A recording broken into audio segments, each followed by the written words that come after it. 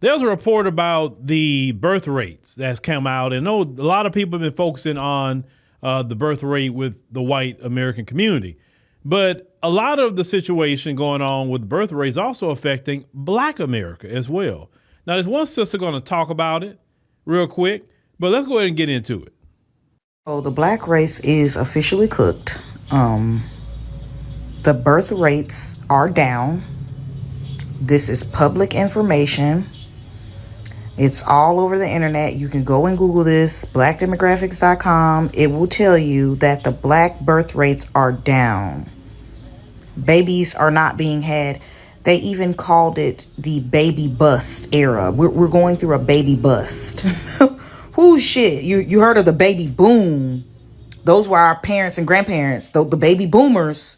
We're actually going through a baby bust right now because they was the baby boom era. We going through the baby bust era. So essentially what's happening is a lot of women are opting out because they can't have their cake and eat it too. They can't get the results that women who get with productive men get.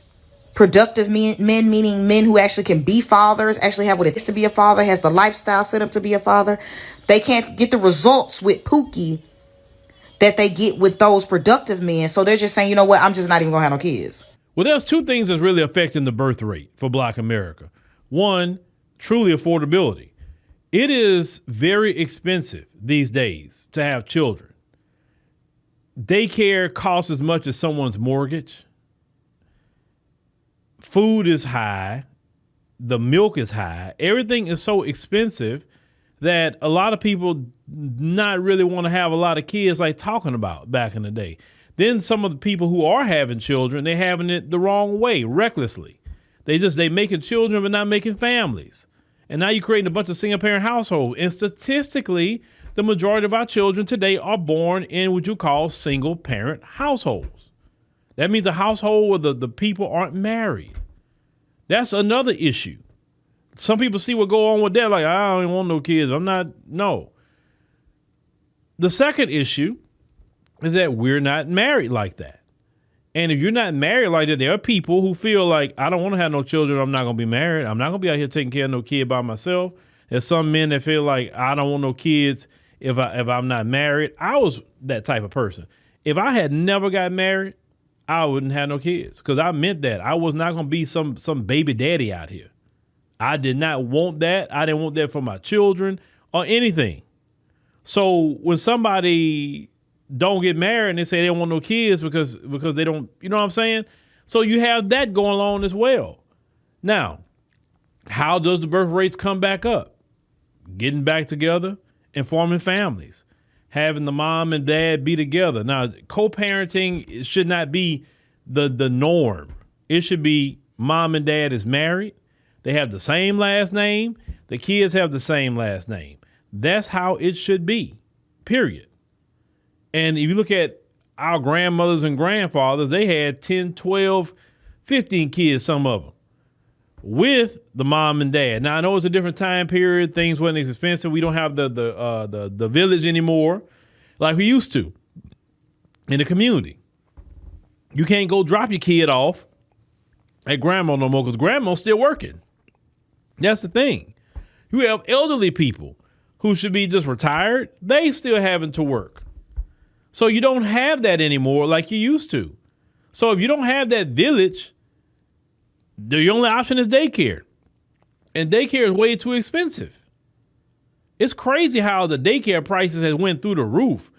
I feel the federal government should be coming in on that and paying at least 3/4 of them prices because that's ridiculous. Now, I know the government do help with some daycare, but I'm talking about just in general. You know, they mentioned they need that, you know, women need to have more babies and all this other. Well, make it where women can feel comfortable having babies. And make sure you incentivize marriages, because that's what I would do. I would incentivize marriages and children in marriage. That's what I would give all the money to. Hey, you're a husband and wife. You have a child, you put your children in daycare. Hey, the government going to pay 75% of it. You understand what I'm saying? Okay, you're a husband and wife. Okay, cool. Well, the government's going to help you with down payment on your home. That's how you incentivize marriage and incentivize, you know, kids. Are you going to help with these kids?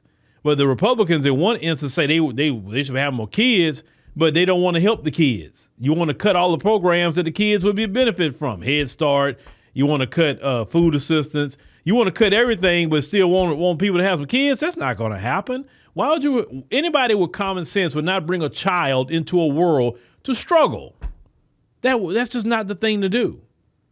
And that wouldn't even be wise to do. So the government want people to have more children. Well, they need to tackle affordability. They need to help when the kids get here and incentivize marriage through a lot of benefits. That's the best way you do it. And also make it tougher to end marriages. What I mean by tougher, I'm not saying get rid of no-fault divorce. It's not what I'm saying. What I'm saying is you can do no-fault divorce, but if you want to take half, you're going to have fault. If you just want to go because you want to, hey, then everybody go their own separate way. The child support system need to be relooked at and modernized.